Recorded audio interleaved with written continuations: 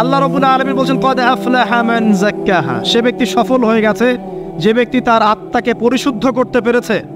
ওয়া কদ খাবা মান দাসাহা, যে ব্যক্তি আত্মাকে পরিশুদ্ধ করতে পারে নাই সে ব্যক্তি ধ্বংস হয়ে গেছে। কিভাবে পরিশুদ্ধ করবেন? তিনটা হাদিস আপনাকে আগে শোনাই। এক, আল্লাহ রাব্বুল আলামিনের হাবিব মুহাম্মদ সাল্লাল্লাহু আলাইহি ওয়াসাল্লাম দরুদ পড়েন, বলেন সাল্লাল্লাহু আলাইহি ওয়াসাল্লাম। তিনি বলছেন যে আল্লাহর এমন কিছু বান্দা আছে যারা জান্নাতে প্রবেশ করবে যাদের অন্তরটা হবে পাখির মতো নরম। কার মতো? পাখির মতো। একটা হাদিস শুনলেন। দুই নম্বর হাদিস, আল্লাহর রাসূল সাল্লাল্লাহু আলাইহি ওয়াসাল্লাম বলছেন শহীদদের আত্মা যখন আল্লাহর কাছে পৌঁছায়, আল্লাহ রাব্বুল আলামিন সেই আত্মাগুলোকে সবুজ রঙের কিছু পাখির মধ্যে প্রদান করেন এবং সেই পাখিগুলো আরশের নিচে লণ্ঠন আছে এখানে বসে থাকে এবং তারা জান্নাতের যে কোনো জায়গায় যায়, ঘুরে খাবার খায়, আবার ফিরে আসে। আল্লাহ পাক তাদেরকে বলেন যে তোমরা কি চাও, তোমরা কি চাও? শহীদরা কিচ্ছু বলতে পারে না। কি চাইবো? আল্লাহ এত নিয়ামত দিয়েছেন, কি চাইব? যখন আল্লাহ বারংবার প্রশ্ন করতে থাকেন তোমরা কি আর কিছু চাও, তোমরা কি আর কিছু চাও, তোমরা কি আর কিছু চাও, তখন শহীদরা শেষে বুঝে যে আমাদের কিছু না কিছু তো বলতে হবে এখন। তখন তারা বলে হে আল্লাহ, আমরা আরো একবার পৃথিবীতে যেতে চাই এবং তোমার পথে জীবন দিয়ে আবার ফিরে আসতে চাই। আল্লাহ পাক বলেন এই সুযোগ তো আর নেই, অতএব তোমাদের আর কিছু চাওয়ার নেই, তোমরা এখানেই থাকো। আরেকটা হাদিস শোনেন, রাসূলুল্লাহ সাল্লাল্লাহু আলাইহি ওয়াসাল্লাম বলেছেন, এই হাদিসটা ওমর রাদিয়াল্লাহু আনহু থেকে এসেছে যে তোমরা যদি, হে মানব জাতি বা হে মুসলিমরা, তোমরা যদি আল্লাহর প্রতি তাওয়াক্কুল করার মতোই তাওয়াক্কুল করতে, ভরসা করার মতোই ভরসা করতে, আল্লাহ পাক তোমাদেরকে পাখিদেরকে যেমন করে রিজিক দেন তোমাদেরকে ঠিক সেইভাবে রিজিক দিতেন। তোমরা কি লক্ষ্য করো না যে পাখিরা খালি পেটে বের হয়ে যায় বাসা থেকে সকালবেলা এবং সন্ধ্যাবেলা ভরা পেটে বাসায় ঢোকে?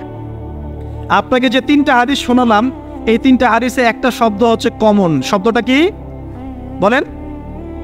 পাখি। পাখি কি? পাখি। আল্লাহ রাব্বুল আলামিন পাখিদের কাছ থেকে আমাদেরকে শিখতে বলছেন এবং বলছেন যে পাখিদের মনটা হয় খুব নরম, খুব সফট এবং তারা আল্লাহর প্রতি তাওয়াক্কুল করে পূর্ণ মাত্রায়। তারা সকালবেলা ভোরবেলা বের হয়ে যায় এবং সন্ধ্যাবেলা বাসায় ফেরে, খালি পেটে বের হয়, ভরা পেটে বাসায় ফেরে। এবং আল্লাহ পাক সবচেয়ে সম্মানিত মৌত যেটা শহীদের মৌত, সেই শহীদদের আত্মাকে আল্লাহ পাক পাখির রূপ দিবেন। তাহলে পাখিটার বিষয়ে একটা ফোকাস করার দরকার আছে না? আচ্ছা, এখানে আসেন। পাখির মন হচ্ছে নরম, মানে পাখির মনটা তাসকিয়া, আত্মশুদ্ধিতে পরিপূর্ণ। কদ আফলাহা মান যাক্কাহা, সে ব্যক্তি সফল হলো যার হৃদয়টা পবিত্র, নিষ্পাপ, নিষ্কলুষিত হলো, সে ব্যক্তি সফল হবে ইনশাআল্লাহ। একটা কাজ এখানে খেয়াল করেন, পাখিরা সকালবেলা ভোরবেলা বের হয় আর সন্ধ্যাবেলা বাসায় ফেরে। এখনকার মুসলিমদেরকে দেখবেন দুপুরবেলা ওঠে, রাত 3টায় ঘুমায়। কথা কি বুঝেন নাই? পাখির একদম ভোরবেলা ওঠে, যখন ফজরের আজান দিচ্ছে ঠিক তার আগ মুহূর্তে পাখির কিচিরমিচির শুনছেন, তার মানে নামাজের ওয়াক্ত প্রায় চলে যাচ্ছে। তার মানে তার আল্লাহ পাকের হুকুমের সাথেই জেগে ওঠে, সূর্য ডুবে তারা ডুবে যায়। ঠিক এরকম সুন্নত ছিল নবী সাল্লাল্লাহু আলাইহি ওয়াসাল্লামের এবং সাহাবায়ে কেরামের। আজকে 1400 বছর পর মুসলিম জাতি এই সুন্নাহ ভুলে গেছে। আর আমাদের সুন্নত দেখবেন, যদি কোনো রকম উঠেও ফেলি ফজরে, আবার 12টা পর্যন্ত ঘুম, আরো বেশি। আর এই যুব সমাজ যারা আছো তোমরা, কেউই 3টা-4টার আগে ঘুমায় বলে আমার মনে হয় না। অলওয়েজ অনলাইনে পড়ে আছে, টিকটক নিয়ে, ফেসবুক নিয়ে, গার্লফ্রেন্ডের সাথে চ্যাটিং। পাখির মতো হতে পারলে পরে মনটা তো নরম হবে, তারপরে না তাসকিয়া অর্জন হবে। পাখির রুটিনটা কি? ভোরবেলা বের হয় আর সন্ধ্যাবেলা বাসায় ঢোকে। অতএব আমরা যদি রাসূলুল্লাহ সাল্লাল্লাহু আলাইহি ওয়াসাল্লামের সুন্নাহ মতো ওই ভোরবেলা উঠতে পারি আর আর্লি নাইট ঘুমিয়ে যেতে পারি এবং সারাদিন যদি রাসূলের সুন্নাহগুলোর উপর আমল করতে পারি, তাসকিয়া অর্জন হবে ইনশাআল্লাহ। কথা বুঝতে পারছেন?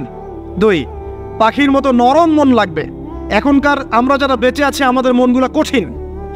কেমন কঠিন? পাথরের মতো কঠিন। আমরা যখন দেখি একটা মাইয়াতকে নিয়ে যাওয়া হচ্ছে জানাজায়, আমাদের কোনো ফিলিংস কাজ করে না। জানাজা যাচ্ছে, জানাজায় দাঁড়িয়ে মোবাইলটা টিপাটিপি করছে। জানাজার সাথে চলছে, কোনো ফিকির নাই যে এই জানাজা আমার হবে কালকে, ওই মোবাইল টিপাটিপি করছে। আমি এমনও দেখেছি, দাফন করা হলো মাইয়াতকে, দাফন করার পরে চারপাশে মানুষজন জড়ো হয়ে গল্প করছে, ভাই আপনার ওই জমিটার কি খবর? আপনার ওইটা কি খবর, বিজনেস কেমন চলছে, চাকরি কি অবস্থা? এই যে মাইয়াতকে পাশে দাফন করলো, কোনো ফিলিংস নাই, কোনো ফিলিংস নাই। আমি আত্মশুদ্ধির কথা বলছি। আত্মশুদ্ধির জন্য আপনার মনটাকে পাখির মতো সফট নরম করতে হবে। যখন আপনি সফট নরম করবেন এবং আত্মশুদ্ধি অর্জন করবেন, তখন দুই ডানা মেলে আপনি আকাশে উঠতে পারবেন ইনশাআল্লাহ। আত্মশুদ্ধি অর্জন না করতে পারলে ডানা কেটে পড়ে যাবে, তখন আর আকাশে উঠতে পারবেন না। কোন আকাশে? ওই যে শহীদের রূহ যে আকাশে চলে গেছে, ওই আকাশ। অতএব মন কেন কঠিন হলো প্রিয় ভাই? এক নাম্বার কারণ, আমরা শিরকের পাপে লিপ্ত আছি। এক নাম্বার, শিরকের পাপে লিপ্ত থাকা অবস্থায় মুসলিমদের মনটা কঠিন হয়ে গেছে। আপনি কি মনে করছেন আমরা শিরক করি না? মুসলিমরাও কবর পূজা করে, দেখবেন মুসলিমরাও দেখবেন অনেক ক্ষেত্রে মাজার পূজা করছে। আমি বলিনি যে অলিয়া উলিয়ার মাজার জিয়ারত করা যাবে না, আমি কথা বলছি না, কিন্তু আপনি মৃত মানুষের কাছে আপনার ভালো মন্দ চাইতে পারেন না। কথা বুঝতে পারেন না? আমরা অবশ্যই অলিয়া উলিয়াদের কবর জিয়ারত করব। এটা আপনাকে মৃত্যুর কথা স্মরণ করাবে। তাদের একটা রব আছে, যেটাকে আমরা প্রভাব বলি, এটা আপনার মধ্যে আসবে। আমরা অবশ্যই জিয়ারত করব। জিয়ারত করতে বলেছেন নবী সাল্লাল্লাহু আলাইহি ওয়াসাল্লাম, কারণ এটা আপনাকে পরকালের কথা কি করবে? স্মরণ করাবে। ওমরা করতে যান, আল্লাহ পাক সবাইকে তৌফিক দান করুন ওমরা হজ করার এবং বড় হজ করার। আমি দোয়া করি। ওখানে সবচেয়ে সেরা যে দৃশ্যগুলো দেখা যায়, তার মধ্যে একটা রাসূলুল্লাহ সাল্লাল্লাহু আলাইহি ওয়াসাল্লামের রওজা। ওখানে গেলে চোখের পানি ঝরে না এমন কোনো মুসলিম নাই, আছে? নাই। আরেকটা সবচেয়ে মন নরম করা একটা দৃশ্য হচ্ছে জান্নাতুল বাকি, যেটা আমরা বাকিউল গারকাত বলি, যেখানে আপনি দেখবেন সাহাবায়ে কেরাম রাদিয়াল্লাহু আনহুমের কবর, যতদূর চোখ যায় তাদের কবর। কবরের কোনো মাজার নাই, সেখানে কোনো তাওয়াফ হচ্ছে না কবরকে কেন্দ্র করে, সেখানে কবরে কেউ ফুল চড়াচ্ছে না, একটা ছোট্ট পাথর দেখা যায় খেলে, আর কিছু না। পৃথিবীর সবচেয়ে শ্রেষ্ঠ মানুষগুলো সেখানে শুয়ে আছেন। ওখানে গিয়ে দাঁড়াবেন, দেখবেন নিজেকে তুচ্ছ বলে মনে হবে আমি এই পৃথিবীতে আর কি করছি। সেরা মানুষগুলি মাটির নিচে, আমি এখানে কি করছি? তো দেখুন প্রিয় ভাইরা, অবশ্যই অলিয়া উলিয়াদের কবর জিয়ারত করবেন, কিন্তু মৃত ব্যক্তি আপনার কল্যাণ করতে পারবে? অকল্যাণ করতে পারবে? হ্যাঁ, তারা আল্লাহর কাছে সুপারিশ করতে পারবে আল্লাহ পাক যখন তাদেরকে অনুমতি দিবেন। তারপরে আল্লাহ পাক যখন অনুমতি দিবেন, তখন নবী সাল্লাল্লাহু আলাইহি ওয়াসাল্লাম সুপারিশ করবেন, অলিয়া উলিয়াগণ করবেন, আলেম ওলামা করবেন, শহীদগণ করবেন, হাফেজে কোরআন করবেন, অনেকেই করবেন ইনশাআল্লাহ। আল্লাহ পাক আমাদের তাকদীরে এইসব সুপারিশ নসিব করুন বলিনা আমি। মুসলিমরা আজকে শিরিক করছে অনেক ক্ষেত্রেই। দেখবেন হাতে একটা এই যে বালা পরে আছে, খুলে না। কেন খোলেন না ভাই? বলে যে এটা খুললে যদি রোগ হয়, রোগ দেওয়ার মালিক কে? ওই বালা না আল্লাহ? এই যে আপনার বিশ্বাস জন্মে নিয়েছে, এই যে বিশ্বাসটা জন্মিয়েছে আপনার হাতের উপরে, এই বালার উপরে, এটাই শিরক, এটাই শিরক। যদি আপনি বিশ্বাস করেন যে এটা হাতে থাকলে আপনি সুস্থ থাকবেন, হাত থেকে খুলে পড়ে গেলে আপনি আর বাঁচবেন না, এই যে কল্যাণ অকল্যাণের মালিক আপনি কাকে করলেন? ওই বালাকে করেছেন, আল্লাহকে করেন নাই। এখানে শিরক হয়ে গেছে, খুবই সূক্ষ্ম শিরক। আপনি নামাজ পড়ছেন মনে করেন, এখন কিছু মানুষ আসলো, এখন দেখছেন যে হুজুর তো আমার নামাজ দেখছে, নামাজটা খুব সুন্দর করে পড়ার চেষ্টা করলেন, লম্বা নামাজ, সেজদায় গিয়ে আর উঠছেন না, খুব সুন্দর নামাজ পড়ছেন। এই যে মানুষকে দেখানোর জন্য নামাজটা পড়ছেন, এটা শিরক। এটা কি? এটাও শিরক। এই যে গণক বসে আছে রাস্তার পাশে, দেখবেন টিয়া পাখি নিয়ে, তারপরে যে কাগজ নিয়ে, আসেন ভাই ভাগ্য পরীক্ষা করে দেই। আরে ভাই, তুমি যদি মানুষের ভাগ্যই পরীক্ষা করতে পারবা, তো তুমি রাস্তার পাশে কেন? তোমার ভাগ্য কেউ পরীক্ষা করেনি কখনো? এতটুকু কমন সেন্স আমাদের নাই। ও যদি আমার ভালো মন্দ করতে পারে বা ভবিষ্যৎ বলতে পারে, তাহলে ও রাস্তার পাশে বসে আছে কি জন্য? ওর তো প্রাইম মিনিস্টার হওয়ার কথা, এখন ওর তো ইলেকশন করার কথা। তো দেখেন, এই যে ওখানে গিয়ে আমরা কি করি? ভাই আমার হাতটা দেখে দেন, ভাই আমার অতীত বলে দেন, ভবিষ্যৎ বলে দেন। এবং এগুলো দিন দিন বাড়ছে, কিন্তু এই রাশিফল, কবিরাজি, গণকি, এগুলো দিন দিন বাড়ছে। এবং আমি লক্ষ্য করছি দিন দিন আরেকটা জিনিসও বাড়ছে, সেটা হলো জাদুবিদ্যার চর্চা করা। এবং গ্রামে গঞ্জে কুফুরি বাড়ছে না? কুফুরি করা, তাবিজ করা, বিচ্ছেদ করা, স্বামী স্ত্রীর বিচ্ছেদ করা, মেয়েকে বশ করা, সন্তানকে বশ করা বাড়ছে না? সবই শিরক, এগুলো সবই কুফুরি। এগুলো মুসলিমরা করছে না। মুসলিমরা এসব শিরকে লিপ্ত আছে বলেই তো অন্তর কঠিন হয়ে গেছে। ফাকাসাত কুলুবুহুম, তাদের অন্তর কঠিন হয়ে গেছে। তো একটা হাদিস বলে এখানে খালি, নবী সাল্লাল্লাহু আলাইহি ওয়াসাল্লাম বলছেন, যদি কেউ কোনো গণকের কাছে যায়, গিয়ে বলে দেখেন তো আমার হাতটা একটু, ও কিন্তু বিশ্বাস করে না যে এ ভবিষ্যৎ বলতে পারে, খালি এমনি বলেছে একটু দেখেন তো, বলার সাথে সাথেই 40 দিনের নামাজ কবুল হবে না। আর যদি তার বলা কথায় বিশ্বাস করে যে হ্যাঁ তোমার ভবিষ্যৎ খুব ভালো, তুমি চাকরি পাবা, এটা করবা সেটা করবা, এবং সে বিশ্বাস করলো হ্যাঁ এটাই হবে, তখন নবী সাল্লাল্লাহু আলাইহি ওয়াসাল্লাম বলছেন সে যেন আল্লাহর পক্ষ থেকে যা নাজিল হয়েছে, মানে এই যে কোরআনুল কারীম, এই কোরআনকে যেন সে অস্বীকার করলো, মানে কুফরি করলো। এগুলো আমরা করছি না ভাই? অনেক কিছু করছে। আমরা স্তম্ভের পূজা করছি, অনেক মুসলিম আগুনের পূজা করছে। আগুন জ্বালিয়েছেন, মাথা নত করছেন কেন? আগুনের সামনে আপনি মাথা নত করবেন কেন? আপনি একটা স্তম্ভের সামনে, গাছের সামনে দাঁড়িয়ে মাথা নত করে ধ্যান করবেন কেন? আপনি মেডিটেশন করছেন কি জন্য? আপনাকে নামাজ দেওয়া হয় নাই? 5 ওয়াক্ত নামাজ দেওয়া হয় নাই? নামাজের চেয়ে বড় মেডিটেশন কিছু আছে নাকি? আপনি ধ্যান করছেন কি জন্য? অনেক মুসলিম তো জিনেরও উপাসনা করছে, জানেন? অনেক মুসলিম জিনকে তাবে করার চেষ্টা করছে। আর জিন বলে একটা জাতি আছে, এটা সত্য। এরকম প্রতিটা ক্ষেত্রে শিরক আছে। শিরক কথায় আছে, কাজে আছে, বিশ্বাসে আছে। দেখবেন মুসলিমরাই আল্লাহ ছাড়া অন্য কারো কাছে দোয়া করছে, মুসলিমরা নজর মানত করছে অন্য জায়গায়, আল্লাহর জন্য নজর মানত করছে না, অন্য কাউকে সন্তুষ্ট করার জন্য করছে। সন্তান হয় না, এখন কি হবে? সন্তান হয় না তো অমুকের কাছে যাও, সেখানে গিয়ে বকরি জবাই দাও, সন্তান হবে। সুবহানাল্লাহ। তো এই পদ্ধতি ইব্রাহিম আলাইহিস সালামের জানা ছিল না যে শেষ বয়সে তিনি বলছেন রব্বি হাবলি মিনাস সালিহিন? আপনি দোয়া করতে পারেন না? সন্তান হবে না কেন? আল্লাহ পাক তাকদিরে লিখে রাখলেন, অবশ্যই হবে। আর আল্লাহ পাক তাকদিরে না লিখলে কিভাবে হবে? তাকদিরে যে ব্যক্তি বিশ্বাস করে না সে ব্যক্তি হতাশ হয়। যা কিছু হচ্ছে আমাদের জীবনে সবই তাকদির, এর বাইরে একটা মানুষও যেতে পারবে না। তো প্রিয় ভাইরা, কথায়, কাজে এবং চিন্তায় আমরা অনেক শিরিক করছি। শিরিকের কারণে আমাদের অন্তর কঠিন হয়ে গেছে। আরো কেন কঠিন হচ্ছে? বেদাত। আমল করছেন নবীর সুন্নত মানার জায়গায় অন্য কিছু আপনি করছেন।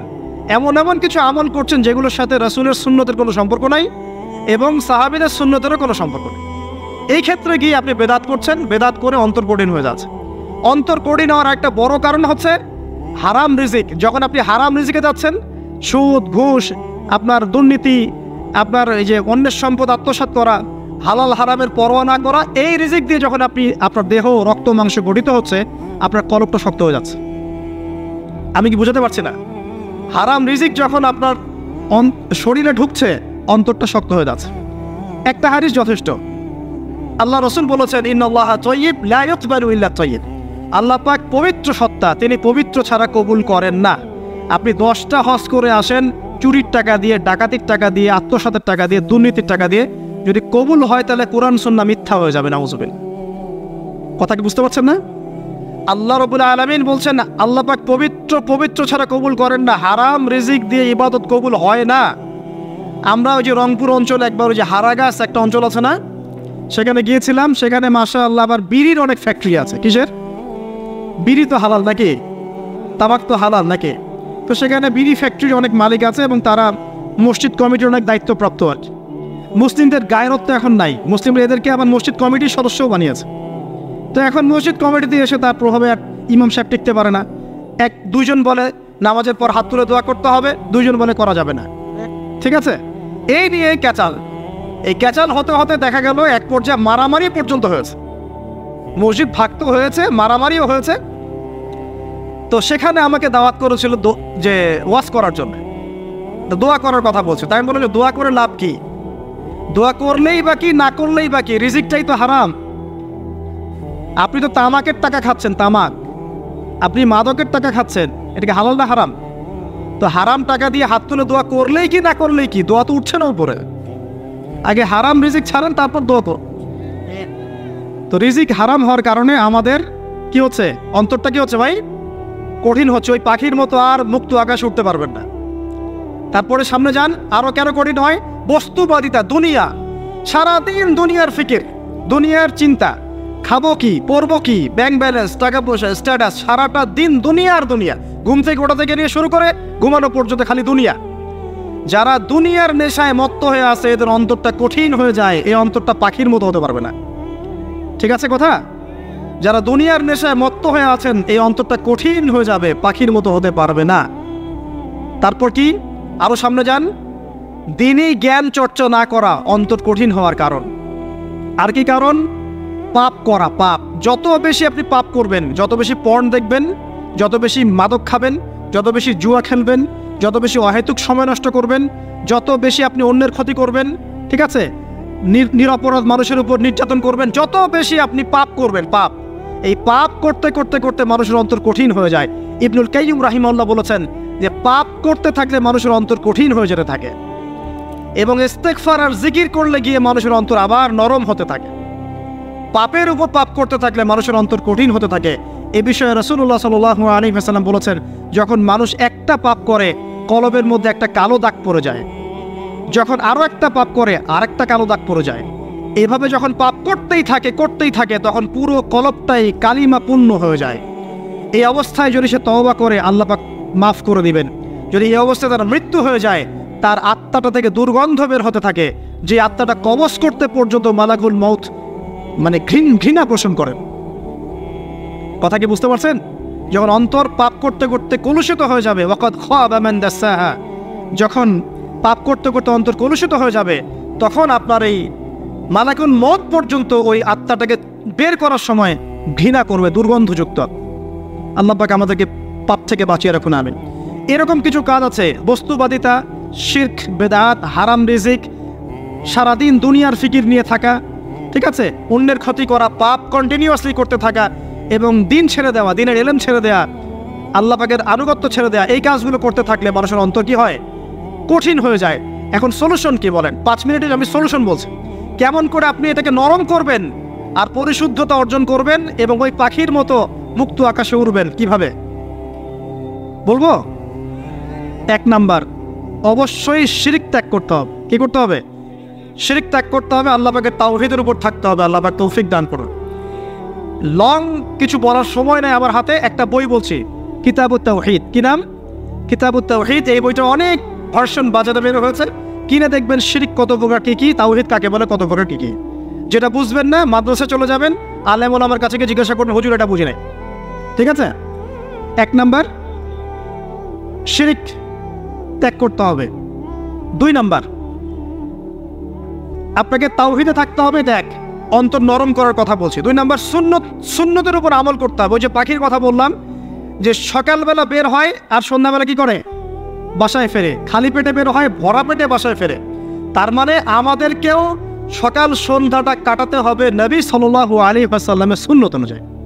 যখন তিনি ঘুমাতেন তখন ঘুমাবেন, যখন উঠতেন তখন উঠবেন, বাকি কাজ যেমন করে করতেন তেমন করে করবেন, তখন অন্তর ইনশাআল্লাহ নরম হয়ে যাবে। ঠিক আছে ভাই? 2। 3 নাম্বার, 5 ওয়াক্ত নামাজ জামাতে। নামাজ আপনাকে যে কোনো পাপ থেকে বাঁচাবে ইনশাআল্লাহ। ভাই জেনা করছেন, নামাজ পড়েন। পর্নোগ্রাফি দেখেছেন, তাও তওবা করে নামাজ পড়েন। আপনি হারাম অ্যাফেয়ার্সে আছেন, হতাশ হয়েন না, নামাজ পড়েন। গোনা ছাড়তে পারছেন না, নামাজ পড়েন। সুদ খাচ্ছেন, নামাজ পড়েন। আপনি পতিতালয়ে গিয়েছেন, নামাজ পড়েন। বেপর্দা চলছেন, তাও নামাজ পড়েন। আপনি অন্যের হক নষ্ট করেছেন, তাও নামাজ পড়েন। যে পাপই করেছেন, নামাজটা পড়েন। নামাজ আপনাকে সমস্ত পাপ থেকে বাঁচিয়ে রাখবে ইনশাআল্লাহ। আস্তে আস্তে ইনশাআল্লাহ দেখবেন সব পাপ থেকে আপনি দূরে চলে আসছেন ইনশাআল্লাহ তাআলা। 3 নাম্বার নামাজ। 4 নাম্বার, বেশি থেকে বেশি, ভাই শোনেন, বেশি থেকে বেশি পরকালের ফিকির করবেন। খালি পরকালের চিন্তা করবেন যে আমাকে মৃত্যুবরণ করতে হবে, কবরে যেতে হবে, পুলসিরাত পার হতে হবে, আল্লাহর সামনে দাঁড়াতে হবে। যত বেশি আপনি আল্লাহর ফিকির করবেন, পরকালের ফিকির করবেন, আপনার মনটা নরম হয়ে যাবে ইনশাআল্লাহ তাআলা, মনটা শক্ত হবে না। 5 নাম্বার, মানুষের সাথে খুব বেশি মেলামেশা করবেন না। মানুষের সাথে খুব বেশি মেলামেশা করলে ইবনুল কাইয়্যিম রাহিমাহুল্লাহ বলেছেন অন্তর কঠিন হয়ে যায়। কারণ মানুষ আপনাকে গীবত করাবে, হ্যাঁ, মানুষ খারাপ কাজে নিয়ে যাবে, বেফাস কথাবার্তা বলবেন, হয়তো বেফাস কাজ করবেন, ফজুল কি বাত করবেন। এগুলো করতে গিয়ে আপনি দেখবেন অন্তর কঠিন হয়ে গেছে। এত বেশি মানুষের সাথে মেলামেশার দরকার নাই, প্রয়োজন যতটুকু অতটুকু করবেন। ঠিক আছে? আল্লাহ পাক তৌফিক দান করুন, আমিন। কয়টা বললাম? 5। 6, আমার সবচেয়ে প্রিয় নসিহত, প্রত্যেক দিন মিনিমাম 1 ঘন্টা করে কোরআন তেলাওয়াত করবেন বুঝে। আমি বলিনি না বুঝে করলে কোনো নেকি হবে না, প্রত্যেক হরফে 10 নেকি হবেই হবে, কিন্তু আপনি করবেন বুঝে ইনশাআল্লাহ।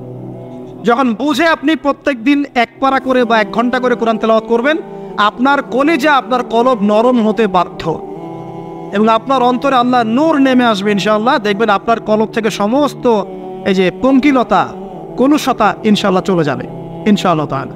2টো জিনিস অন্তরকে পবিত্র করে ফেলে, এক হচ্ছে কোরআন তেলাওয়াত, আর এক হচ্ছে বেশি থেকে বেশি আল্লাহর জিকির এবং ইস্তেগফার। তো কোরআন তেলাওয়াত বাড়িয়ে দেন, আল্লাহ পাক সবাইকে কোরআন তেলাওয়াত করার তৌফিক দান করুন, আমিন। যারা শেখেন নাই আজকে ওয়াদা করেন যে কোরআন আপনারা বিশুদ্ধ করে পড়া শিখবেন, ওয়াদা করেন। আগামী রমজান আসার আগেই 1 খতম দেওয়া চাই, পারবেন? এবং কোরআনের চর্চা বাড়িয়ে দিবেন, প্রত্যেক দিন কিছু করেন না করেন কোরআন তেলাওয়াত করতে হবে, ঠিক আছে? আল্লাহ পাক তৌফিক এনায়েত করুন, আমিন। আর বুঝে পড়ার চেষ্টা করবেন। একটা সহজ তাফসীর বলে দেই, মারিফুল কোরআন বাসায় আছে না? মারিফুল কোরআন তাফসীর ইবনে কাসির বাসায় নাই? জালালাইন বাসায় নাই? বাসায় নাই, কিনেন। সারাদিন তো অনেক টাকা পয়সা খরচ করছেন, 3টা তাফসীর কিনেন, জালালাইন কিনেন, মারিফুল কোরআন কিনেন, ইবনে কাসির কিনেন, বাসায় গিয়ে পড়া শুরু করেন। পারবেন না? যে আয়াতটা বুঝবেন না, ওলামায়ে কেরামের কাছে যাবেন, গিয়ে বলবেন হুজুর এটা বুঝি নাই, বুঝাই দেন। নিজে নিজে ব্যাখ্যা করতে যাবেন না। ব্যাখ্যা করলে দেখবেন একজন পণ্ডিত বেরোছে, কিছু পণ্ডিত কোরআন পড়ে বলে কোরআনই মানি, হাদিস মানি না। এরকম পণ্ডিত দেখেন নাই? কোরআনই মানি, হাদিস আর মানি না। কারণ আল্লাহ নাকি, নাউজুবিল্লাহ, কোরআনে নাকি আল্লাহ পাক হাদিস মানতে বলে নাই, ও নাকি পায় নাই। এই জন্য দেখলাম সুবহানাল্লাহ, নামাজ পড়তেছে, কোরআন থেকে নামাজ পড়তেছে, হাদিসের কোনো হেদায়েত নিবে না।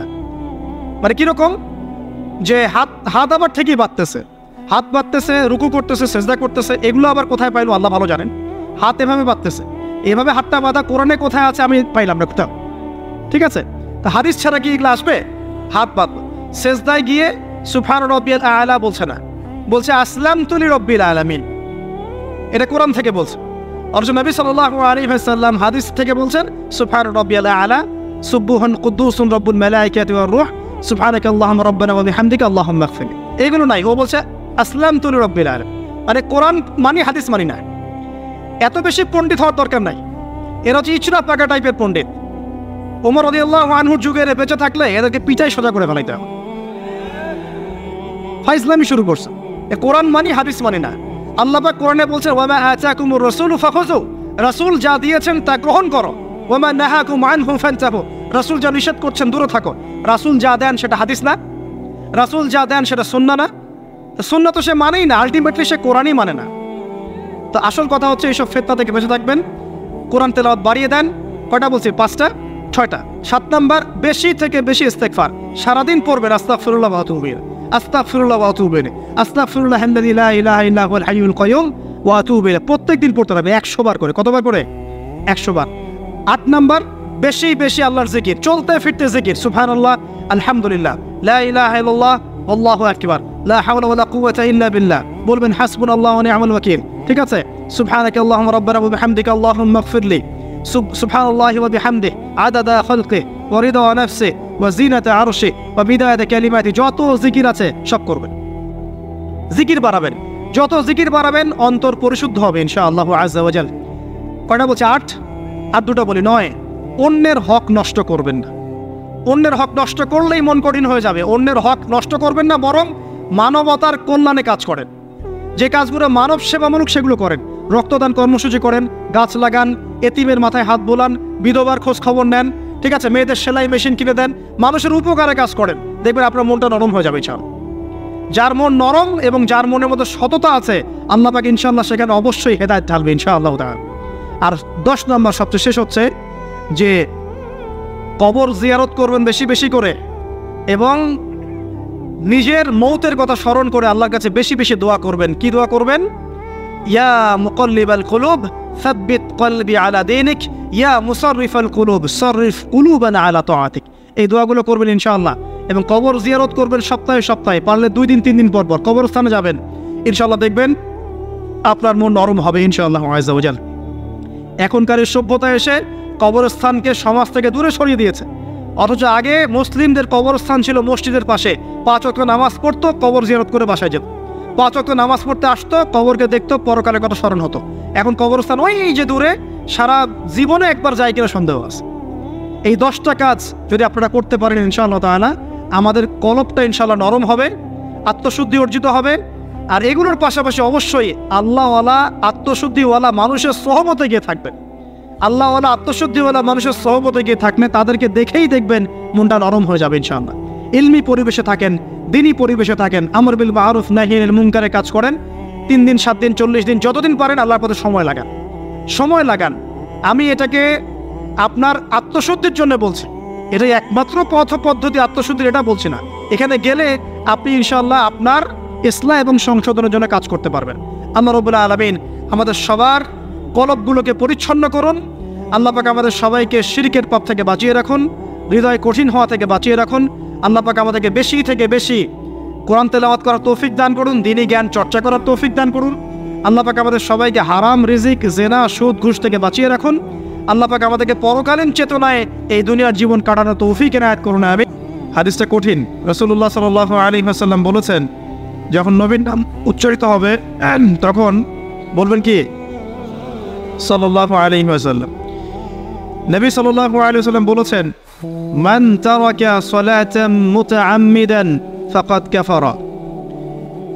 মান মানে যে কেউ, তারাকা মানে ছেড়ে দিল, ত্যাগ করলো, সালাতান মানে নামাজ, মুতাআম্মিদান মানে ইচ্ছাকৃতভাবে, ফাকাদ কাফারা সে ব্যক্তি কুফরি করলো। এই হাদিসটাকে আগে শুনেছেন? আলেম ওলামারা জানেন, কিন্তু আপনারা কি জানেন? মান তারাকা সালাতান মুতাআম্মিদান ফাকাদ কাফার, যে ব্যক্তি ইচ্ছাকৃতভাবে বিনা ওজরে, কোনো ওজর নাই, ইচ্ছাকৃতভাবে নামাজ ছেড়ে দিল, ত্যাগ করলো, সে ব্যক্তি কুফরি করলো। এখন আপনি বলেন, কুফরি যে ব্যক্তি করে সে কি হয়? যদি আমরা ধরেও নেই সে মন থেকে নামাজ অস্বীকার করে না, অলসতা বশত পড়ে নাই, তারপরেও তো কাজটা ফাঁসে, কি তাই নয় কি?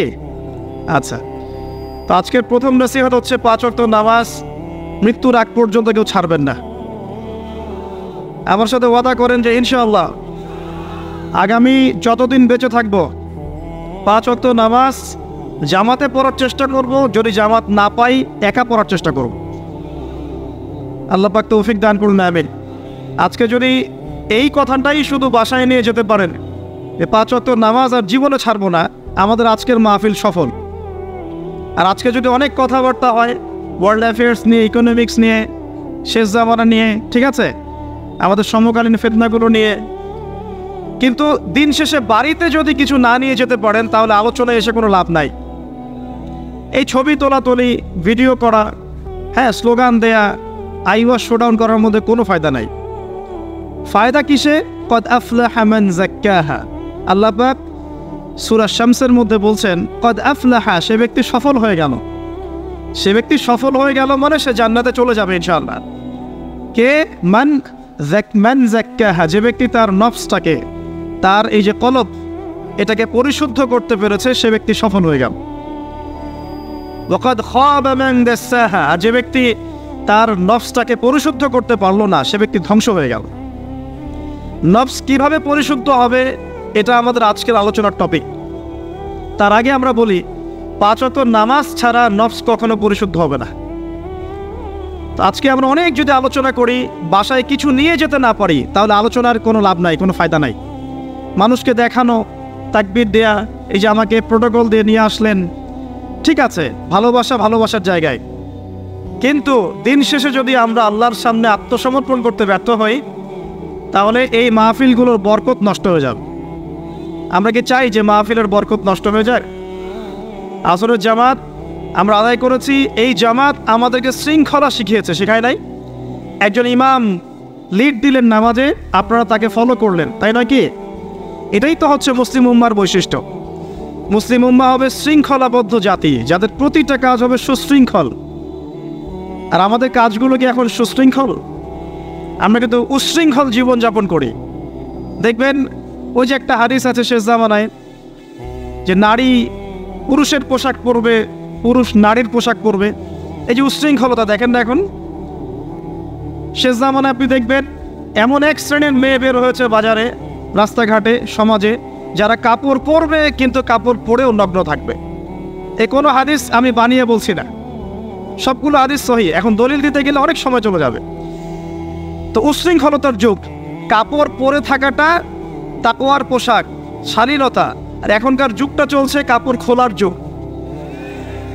কথা ঠিক না ঠিক বলেন? এখন মানুষ কাপড় খুলতে পারলে বেশি কমফোর্ট ফিল করে। আর আপনারা জানেন না, এই মহাবিশ্বে আমাদের পিতা এবং মাতা আদম এবং হাওয়া আলাইহিস সালাম, তাদেরকে সর্বপ্রথম কে নগ্ন করে দিয়েছিল জানেন? ফালাম্মা যাকা শাজারা, যখন আমাদের পিতা মাতা ওই গাছের কাছে চলে গেলেন। কোন গাছ? যেটা আল্লাহ পাক বলেছিলেন ফালা তাকরাবা হাযিহি শাজারা, ওই গাছের কাছে যখন তারা চলে গেলেন, তার ফল খেয়ে ফেললেন, বাদাত লাহুমা সাওআতিহিমা, তাদের এই যে পোশাকটা, এই পোশাকটা খুলে পড়ে গিয়েছিল এবং লজ্জাস্থান উন্মুক্ত হয়ে গিয়েছে। তো সর্বপ্রথম আমাদের পিতামাতাকে নগ্ন করে দিয়েছিল কে? ইবলিস। এখন যারা মুসলিমদের গা থেকে কাপড় খুলে ফেলতে চাচ্ছে, এরা তাহলে কার অনুসারী? দলিল কি পেয়েছেন? বানিয়ে বলি নাই, সূরা আরাফ পড়েন, পেয়ে যাবেন ইনশাআল্লাহ।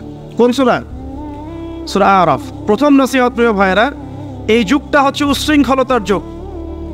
এই যুগে মানুষ আল্লাহ পাকের হালালকে খুব কমই পরোয়া করে। আল্লাহর হালালকে মানুষ হারাম করে নিচ্ছে, আর আল্লাহর হারামকে মানুষ হালাল করে নিচ্ছে। আল্লাহ পাকের বিশাল একটা হারাম হচ্ছে সুদ বা রিবা, আর এখন আমাদের উপর রিবা হয়ে গেছে ওয়াজিব। নাউজুবিল্লাহ। একটা দেশ নাই যেটা সুদমুক্ত, একটা জেলা পাবেন না সুদমুক্ত, একটা গ্রাম, থানা, ইউনিয়ন পাবেন না সুদমুক্ত। নবীজি এই যুগের কথাই হয়তোবা বলেছেন, যে যুগে মানুষ সুদ থেকে বেঁচে থাকতে চাইলেও সুদের ছিটা ফোঁটা গিয়ে তার গায়ে লাগবে। মনে করেন আপনি একটা কনস্ট্রাকশন করেছেন, একটা সুদী প্রতিষ্ঠান থেকে লোন নিয়েছেন, এখন আপনি ওই কনস্ট্রাকশনটা ভাড়া দিয়েছেন। সেখানে মনে করেন আমি ভাড়া নিয়েছি, আমি আপনাকে মাসে মাসে ভাড়া প্রদান করছি, আপনি সেই ভাড়ার টাকাগুলো কালেক্ট করছেন, করে সেই প্রতিষ্ঠানের লোন শোধ করছেন। প্রত্যক্ষভাবে না হলেও আমি কিন্তু পরোক্ষভাবে সুদে হেল্প করছি। আমি বুঝাতে পারছি না মনে হয়। এর বাইরে 1% মানুষ এখন পৃথিবীতে নাই যে ব্যক্তি রিবা থেকে বাইরে, ইচ্ছাকৃত হোক অনিচ্ছাকৃত হোক। আর এই প্রসঙ্গ আসলে আমি 2-4টা কথা না বলে থাকতে পারি না। সেটা হলো, নবী সাল্লাল্লাহু আলাইহি ওয়াসাল্লাম বলেছেন, রিবার 73টা শাখা আছে পাপের, তার মধ্যে সবচেয়ে নিচু শাখা হচ্ছে নিজের মাকে বিয়ে করা। সহিহ বুখারীর একটা বর্ণনা এসেছে, যে ব্যক্তি 1 দিরহাম সুদ খায়, দিরহাম কি? রৌপ্য মুদ্রা। কোথায় আছে? জাদুঘরে। কোথায় আছে? মার্কেটে আছে। রৌপ্য মুদ্রা দেখেছেন জীবনেও? স্বর্ণ মুদ্রা দেখেছেন? কোরআনে আছে, হাদিসে আছে, মার্কেটে নাই। কেন মার্কেটে নাই? কারণ পশ্চিমারা স্বর্ণ এবং রৌপ্য মুদ্রাকে হারাম করে দিয়েছে। পশ্চিমারা স্বর্ণ এবং রৌপ্য মুদ্রার ডিলিংসটাকে মার্কেট থেকে উঠিয়ে দিয়েছে। এই জন্য আপনি মার্কেটে গোল্ড কয়েন এবং সিলভার দিরহাম পাবেন না। কিন্তু আল্লাহর রাসূল সাল্লাল্লাহু আলাইহি ওয়াসাল্লামের যুগে এটা ছিল। এখন অনেক মানুষ দেখবেন বেদাত নিয়ে কথা বলে একদম ফেনা বের করে ফেলছে। অর্থনৈতিক সেকশনের বেদাত চোখে পড়ে নাই। এখন বলতে পারে এটা তো দুনিয়াবি বিষয়। বাস্তবিক অর্থে এটা দুনিয়াবি বিষয় নয়। কারণ এই পেপার মানির মধ্য দিয়ে, ইলেকট্রনিক মানির মধ্য দিয়ে আপনার সম্পদকে সিজ করে চুষে খাওয়া হচ্ছে, আপনি বুঝতে পারছেন না। এখন প্রতারণা করা কি জায়েজ না জায়েজ? শোয়েব আলাইহিস সালামের নাম শুনেছেন? একটা কম ছিল মাদিয়ানে, শোয়েব আলাইহিস সালামের কম। এই কম সম্পর্কে আল্লাহ পাক যখনই কথা বলেছেন তখনই তাদের একটা দোষ উল্লেখ করেছেন। সেটা কি? সেটা হচ্ছে যে তোমরা অন্যায়ভাবে মানুষের সম্পদ আত্মসাৎ করো না।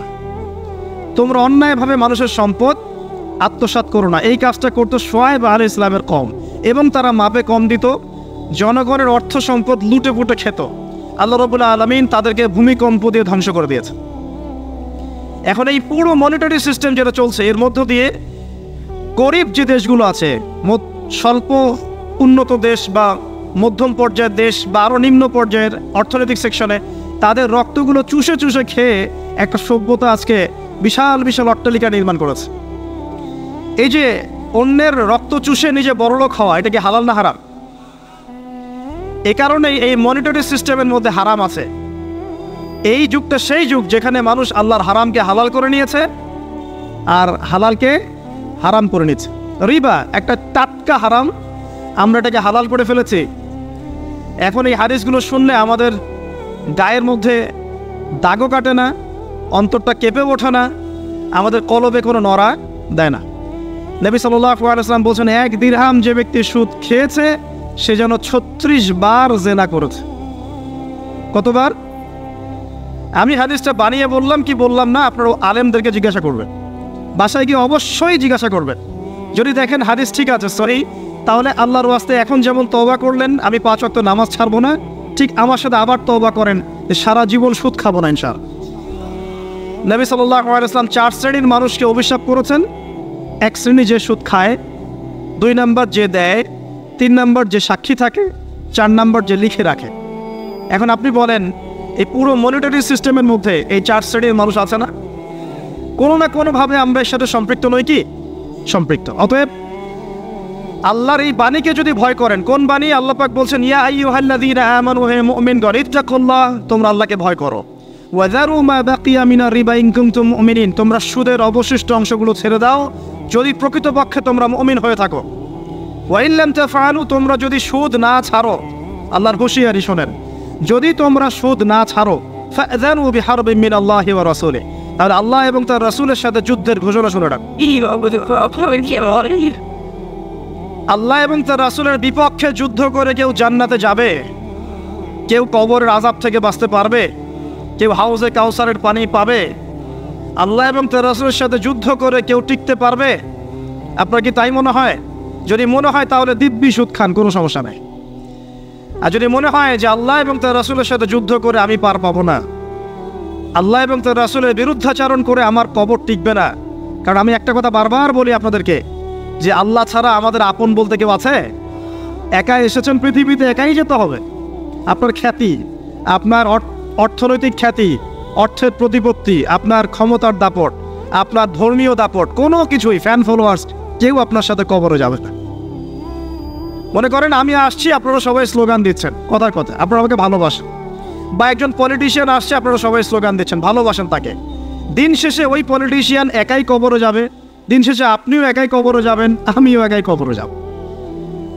আলটিমেটলি কি হলো? দুনিয়া এবং আখেরাতে আল্লাহ ছাড়া প্রকৃত বন্ধু আমাদের কেউ নাই, প্রকৃত মওলা কেউ নাই। সেই আল্লাহ এবং তার রাসূলের বিরুদ্ধাচরণ করে কেউ তার সাথে যুদ্ধ করে কবরে পার পাবে, এমনটা ভাবা বোকামি নয় কি? আল্লাহ পাক আমাদেরকে বোঝার তৌফিক দান করুন। এটা সেই যুগ যে যুগে মানুষ আল্লাহর হারামগুলোকে হালাল করে নিচ্ছে। মাদক দ্রব্য হালাল না হারাম?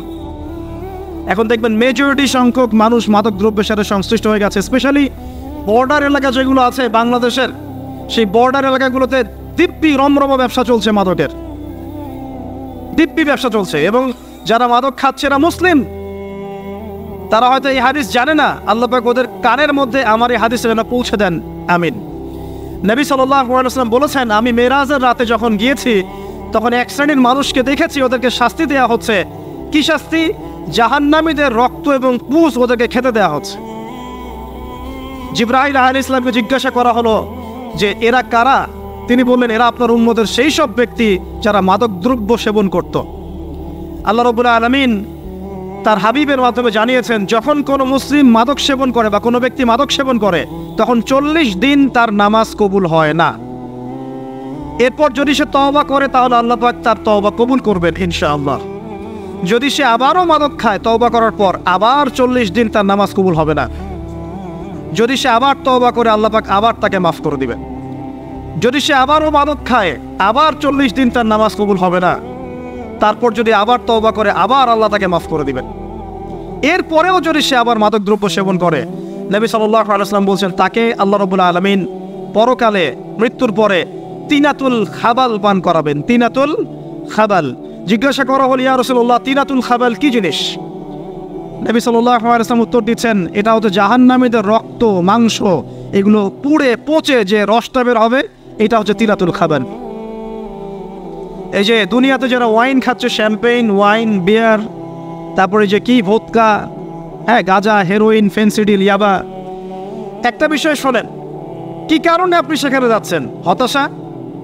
হতাশা, অথবা সঙ্গদোষ, অথবা পারিবারিক চাপ, অথবা যে গার্লফ্রেন্ড ছেড়ে চলে গেছে, এই তো বিষয়গুলো।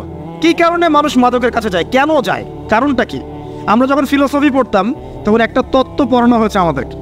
তত্ত্বটার নাম হচ্ছে কার্যকারণ তত্ত্ব। মানে প্রত্যেকটা কাজের পিছনে একটা কারণ থাকে, ঠিক আছে? এই যে মুসলিমরা নামাজ পড়ে কেন? আল্লাহর জন্য। মুসলিমরা যাকাত দিবে কেন? আল্লাহকে সন্তুষ্ট করার জন্য। মুসলিমরা প্রতিটা কাজ কেন করে? পরকালের স্বার্থে। পরকালের স্বার্থ নাই, আমি নাই। যে কাজে পরকালের স্বার্থ নাই সে কাজে মুসলিমরা নাই। তাই প্রতিটা কাজের পিছনে একটা কারণ থাকে। দেখবেন কেন সে সুদ খাচ্ছে? তার পরিবারের স্বার্থে। কেন সে ঘুষ নিল? তার ছেলে মেয়ের উন্নয়নের জন্যে। কেন সে দুর্নীতি করছে? বিকজ সম্পত্তি অর্জন করে সে তার ভবিষ্যৎ প্রজন্মকে সিকিউর করতে চায়। কেন সে মাদক খেলো? ওই যে গার্লফ্রেন্ড ছেড়ে চলে গেছে তাই। কেন মাদক খেলো? ওই যে এক বন্ধু মাদক খায়, সে ডাকছে আয় একটা টান দে, সঙ্গদোষ। কেন সে মাদক খেলো? পরিবারের চাপ, হতাশা। কেন মাদক খাচ্ছে? চাকরি পায় না, বেকার, মাদক খাচ্ছে।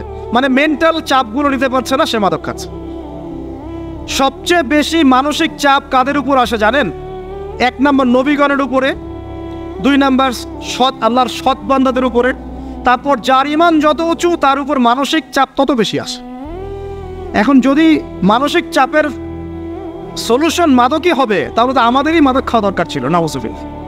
আর আমরা যে পরিমাণ মানসিক চাপ ফেস করি তা চিন্তাই করতে পারবেন না। যে যত বড় দায়িত্বশীল, যারা পলিটিশিয়ান, ওদেরকে জিজ্ঞাসা করবে তারা কি পরিমাণ মানসিক চাপ নিয়ে ঘোরে। আপনার কাছে মনে হচ্ছে যে একটা ক্ষমতা পেয়েছেন, খুব মানে উনি অনেক বড় ক্ষমতাধর, উনি অনেক ভালো আছেন, উনি মোটেই ভালো নাই। ওনাকে জিজ্ঞাসা করেন, উনি মোটেই ভালো নাই। এই মানুষের যে পেরেশানি, যে চাপ, এগুলো নিতে নিতে তার স্ট্রোক হয়ে যাচ্ছে, হার্ট স্ট্রোক হচ্ছে, ডায়াবেটিস হচ্ছে, হাই ব্লাড প্রেশার, ইসিজি করো, দেখবেন। এ কারণে মানসিক চাপটা রিলিজ করতে হবে, তাই তো? এই মানসিক চাপ রিলিজ করতে গেলে মাদকই সলিউশন নয়। সলিউশনটা কি? এই যে আমার হাতে এখানে আছে একটা কোরআন। মানসিক চাপ থেকে আপনাকে মুক্তি দিবে আল কোরআনুল কারীম, আর কিচ্ছু না। আরেকটা বিষয় কোরআনের সাথে, সেটা হলো প্রথমে বলেছি 5 ওয়াক্ত নামাজ। আপনি ওযু করে সুন্দর করে 5 ওয়াক্ত নামাজ জামাতে পড়বেন, ডেইলি 1 ঘন্টা করে কোরআন তেলাওয়াত করবেন, সময় পেলে একটু হাদিস পড়বেন, 2-4 টাকা দান সদকা করবেন, ভালো কাজের সাথে থাকবেন, অন্যায় কাজে যাবেন না, ইসলামকে এগিয়ে নেওয়ার জন্য আমর বিল মারুফ নাহি আনিল মুনকারের কাজ করবেন। আপনার চেয়ে সুখী কোনো মানুষ পৃথিবীতে নাই।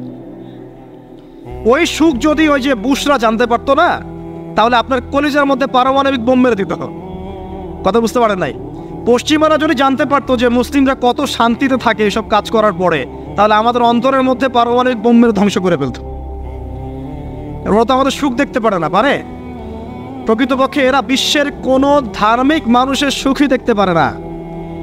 এরা শুধু মুসলিমদের শত্রু নয়, বরং ধর্মের শত্রু। যারাই ধর্মকে বুকে আগলে রেখে পালন করতে যায়, হোক সে সনাতন ধর্ম বা আমাদের হিন্দু ভাইরা বা খ্রিস্টানিজম বা বুদ্ধিজম, হ্যাঁ, বা মুসলিম আমরা যারা আছি, যারা ধর্মতাত্ত্বিক চিন্তা করে এবং প্রত্যেকেই যদি যার যার ধর্ম ঠিকঠাক মতো পালন করে, সমাজে কিন্তু ফিতনা থাকার কথা নয়। কারণ প্রত্যেকটা ধর্মের মধ্যেই ভালো কাজের কথাই কিন্তু বলা হচ্ছে। তো যারা ধার্মিক, এদের বিরুদ্ধে তারা লেগে পড়ে এবং তারা চায় সারা বিশ্বের মধ্যে ফাসাদ সৃষ্টি করতে। কাদের খাসলত সারা বিশ্বে ফাসাদ সৃষ্টি করা? বলতে পারবেন? আপনাকে আমি দেখাচ্ছি, সূরা কাহফ খুলে দেখেন। যুলকারনাইন একজন বাদশাহ, তিনি মাশরিক মাগরিব সব জয় করেছেন, মানে পূর্ব পশ্চিম পুরোটাই তার রাজত্ব। এত দাপট ছিল সেই বাদশার যে যেদিক দিয়ে যাবে সেনাবাহিনী নিয়ে সেদিকটাই জয় করে ফেলবে। সুবহানাল্লাহ। এবং তিনি উদ্ধত অহংকারী ছিলেন না, তিনি আল্লাহর অনুগত বান্দা ছিলেন। একটা কওমের মধ্যে গেলেন, সেই কওমটা ছিল পাহাড়ের মাঝখানে, 2 পাহাড়ের মাঝখানে। এখন ওই কওম তাকে বলছে, ইয়া যুলকারনাইন, হে যুলকারনাইন, ইন্না ইয়াজুজ ওয়া মাজুজ মুফসিদুনা ফিল আরদ। ভালো করে বোঝেন, হে যুলকারনাইন, নিশ্চয়ই ইয়াজুজ আর মাজুজ এই 2 শ্রেণীর মাখলুক, তারা পৃথিবীতে ফাসাদ সৃষ্টি করে বেড়াচ্ছে। কি করছে? সারা পৃথিবীতে ফাসাদ সৃষ্টি করে বেড়াচ্ছে। ফাহাল নাজআলু লাকা খরজান আলা আন তাজআলা বাইনানা ওয়া বাইনাহুম সাদ্দা। হে যুলকারনাইন, আমরা কি আপনাকে ট্যাক্স দিব, কর দিব, যে আপনি ওদের আর আমাদের মাঝখানে একটা প্রাচীর নির্মাণ করে দিবেন, যে ওরা আমাদের কাছে আর আসতে পারবে না? কারা এটা? ইয়াজুজ আর মাজুজ। এই ইয়াজুজ আর মাজুজকে যুলকারনাইন আলাইহিস সালাম তিনি প্রাচীর নির্মাণ করে দিলেন লোহা এবং এই যে তামা দিয়ে। এরপর তারা আর ওই কওমের ক্ষতি করতে পারলো না। কিয়ামতের আগে আগে তারা বের হয়ে আসবে এবং সারা বিশ্বে ফাসাদ সৃষ্টি করবে। এখনও তারা বের হয়ে আসছে, আমি সেটা বলছি না, কিন্তু এখন পুরো বৈশ্বিক প্রেক্ষাপটে যারা বিশ্বে ফাসাদ সৃষ্টি করে বেড়াচ্ছে, এদের মধ্যে এই ইয়াজুজ মাজুজের খাসলত আছে, চরিত্র আছে। দেখবেন ওই দিকে ইউক্রেনকে ব্যস্ত রেখেছে রাশিয়ার এগেনস্টে এবং নিউক্লিয়ার যুদ্ধ বাঁধানোর পায়তারা করছে। এটা অলমোস্ট আমাদের ঘরের কোনায় চলে এসেছে। নকিং অ্যাট দ্য ডোর বলে একটা কথা আছে ইংরেজিতে, একদম ঘরের কোনায়। যে কোনো মুহূর্তে দেখবেন ওয়ার্ল্ডে একটা ম্যাসাকার সৃষ্টি হয়ে গেছে আর কি। ওইদিকে তাইওয়ানকে ব্যস্ত রেখেছে চায়নার এগেনস্টে, ওইদিকে ইসরায়েলকে ব্যস্ত রেখেছে প্যালেস্টাইনিদের এগেনস্টে, এদিকে দেখবেন যে ইরাকে ব্যস্ত রেখেছে এই কন্টিনেন্টকে ISIS দিয়ে। ঠিক আছে, বাংলাদেশকেও ব্যস্ত রাখার চেষ্টা করছে মায়ানমারকে দিয়ে, দেখছেন না? তো পুরো বিশ্ব জুড়ে এদের এজেন্ডা হচ্ছে সারা বিশ্বে আমরা ফাসাদ সৃষ্টি করে মানব জাতিকে কমিয়ে ফেলবো, মুসলিমদেরকে ধ্বংস করব, মুসলিম যুবকদেরকে পর্ন দেখাবো, ওদেরকে মাদক খাওয়াবো, ওদের মধ্যে জেনা, অশ্লীলতা, পরকীয়া ছড়িয়ে দিব, হ্যাঁ, এবং মহামারী ছড়িয়ে দিব, দিয়ে মুসলিম জনসমষ্টিকে কমিয়ে নিয়ে আপোষে ক্রন্দলে লাগিয়ে দিয়ে আস্তে আস্তে আমরা বিশ্বে শাসন করতে হবে, এদেরকে ডমিনেট করে দিই। এবং এই এজেন্ডা বাস্তবায়নের দিকে তারা এগিয়ে যাচ্ছে সুকৌশলে। আর আমরা কি করছি ভাই? আমরা শুধু কাজ যতটুকু না করছি তার চেয়ে বেশি আমরা আইওয়াসা শোডাউন করছি। দেখেন, বেশিরভাগ মানুষ আমাদের নামাজের খবর নাই, বেশিরভাগ মানুষ তাজকি আত্মশুদ্ধির খবর নাই, ভালো আলেমের কাছে এসে পড়ে থাকবে কোনো খবর নাই, কোরআন পড়া শিখবে এসবের খবর নাই। যেগুলো করলে কোনো সমস্যা হয় না বা অল্প পরিশ্রমে করা যায়, ওই যে ঘরের মধ্যে শুয়ে শুয়ে ফেসবুকে 2 লাইন লেখা যায়, খুব সহজ, লিখলেন আবার শুয়ে গেলেন, কোনো সমস্যা নাই। কোনো কনস্ট্রাকটিভ সুদূর প্রসারী কাজ আমাদের হচ্ছে না, যেটা হচ্ছে এটা প্রয়োজনের তুলনায় নিতান্তই নগণ্য। এই কারণে আমাদের যারা দিন, আমরা যারা বুঝি, যাদের মধ্যে ইসলামের চেতনা আছে, ইসলামকে ভালোবাসি, আমরা যারা চাই দিন এগিয়ে যাক, আমাদের কনস্ট্রাকটিভ কাজ করতে হবে, মানে সুদূর প্রসারী কাজ করতে হবে।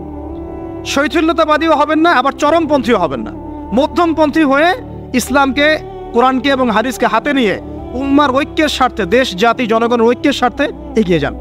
আল্লাহ পাক আপনাদের হাতকে শক্তিশালী করুন, দোয়া করে। এখানে খুবই স্মার্ট হতে হবে এবং বেসিক কাজগুলো খুব বেশি করে করতে হবে। বেসিক কাজ কি ভাই? বেসিক কাজ হচ্ছে আপনার নামাজ, বেসিক কাজ আপনাকে কোরআন শিখতে হবে, বেসিক কাজ আপনাকে আরবি শিখতে হবে, বেসিক কাজ আপনি যেখানে পড়াশোনা করছেন এই পড়াশোনা করে ওই জ্ঞানটাকে দিয়ে ইসলামের খেদমতে আপনাকে কল্যাণে কাজ করতে হবে। বেসিক কাজ যেখানে আপনাকে আল্লাহ পাক দায়িত্ব দিবেন সেখান থেকেই আপনাকে দিনের খেদমত করতে হবে। ডক্টর হন, দিনের খেদমত করেন, ইঞ্জিনিয়ার হন, দিনের খেদমত করেন, পলিটিশিয়ান হন, কোনো আপত্তি নাই, আমরা আপনাকে ভোট দিব ইনশাল্লাহ, আমরা আপনাকেই ভোট দিব ইনশাল্লাহ। আপনি ওখানে গিয়ে দিনের খেদমত করেন, আল্লাহ পাক তৌফিক দান করুন। কথা কি বুঝতে পারছেন? ইসলাম ক্ষমতা জোর করে আদায় করে নেওয়ার জন্য আসে নাই। আবু যার রাদিয়াল্লাহু আনহু কি বলছেন জানেন? আবু যার রাদিয়াল্লাহু আনহুকে নবী সাল্লাল্লাহু আলাইহি ওয়াসাল্লাম বলছেন, আবু যার তুমি দায়িত্ব চেয়ে নিও না, কারণ যদি তুমি দায়িত্ব চেয়ে নাও তখন আল্লাহর পক্ষ থেকে তোমাকে সাহায্য করা হবে না, আর যদি মানুষ তোমাকে দায়িত্ব দেয় আল্লাহ তোমাকে সাহায্য করবে। কত চমৎকার সিস্টেম ইসলামের। আর এখন আমরা কি করি? আমাকে দেন, ও ভালো না আমি ভালো, ওরা সব খারাপ আমি ভালো। বুঝতে পারছেন না কিয়ামতের মাঠে কি কঠিন হিসাবটা দিতে হবে। আল্লাহ পাক আপনাদেরকে বোঝার তৌফিক দান করুন। এগুলো কল্যাণকর নয়, আপনার জন্য অকল্যাণ হতে পারে। তবে হ্যাঁ, যদি আপনার মধ্যে ঈমান থাকে, আপনার মধ্যে যোগ্যতা থাকে, অবশ্যই আপনি দায়িত্ব চেয়ে নেবেন এবং ইনশাআল্লাহ তখন আমরা আপনাকে দায়িত্ব দিব, আমরা আপনাকে ভোট দিব, আপনি জনগণের শাসন কার্য পরিচালনা করবেন, আল্লাহ আপনার হাতকে শক্তিশালী করবেন ইনশাআল্লাহ। আল্লাহ পাক আমাদের নিচু থেকে উঁচু মহলের সবাইকে হেদায়েত দান করুন, দোয়া করি আমি। ইসলাম কারো শত্রু নয়। মুসলিমের রক্ত ঝরানোর জন্যে, কল্লা কাটার জন্য আমরা কিন্তু পৃথিবীতে আসি নাই। আমরা আমাদের আসল শত্রুদেরকে চিনতে ভুল করেছি, এই কারণে আমরা আপোষে হানাহানি কাটাকাটির মধ্যে লিপ্ত আছি। এই যে সামনে যে কি হবে আল্লাহ ভালো জানেন, দেখবেন কত মানুষ যে মুসলিম মারামারি করে মারা যাবে আল্লাহ ভালো জানেন। এগুলো কাম্য নয়, আল্লাহ পাক আমাদেরকে বোঝার তৌফিক দান করুন। দেখুন ভাই, এই যুগের কথা বলতে গিয়ে এখানে আসলাম। ওই যে যুলকারনাইন যে ইয়াজুজ মাজুজের কথা বললো, এখনকার বিশ্ব যারা পরিচালনা করে দেখবেন তাদের মধ্যে ওই ফাসাদ সৃষ্টি করার এই খাসলতটা থেকেই গেছে। সারা বিশ্বে এরা ফাসাদ সৃষ্টি করছে। আমি কিন্তু বলিনি এরা ইয়াজুজ মাজুজ, কথাকে আবার অন্যদিকে নিয়ে যায় না, আমি কিন্তু এই কথা বলি নাই। আমি বলছি তাদের মধ্যে এই চরিত্র দেখা যায়। এই যুগ সেই যুগ যখন আপনি মাদককে হালাল করে নিচ্ছেন, রিবাকে হালাল করে নিচ্ছেন, বেহায়াপনাকে হালাল করে নিচ্ছেন, কাপড় খোলাকে হালাল করে নিচ্ছেন।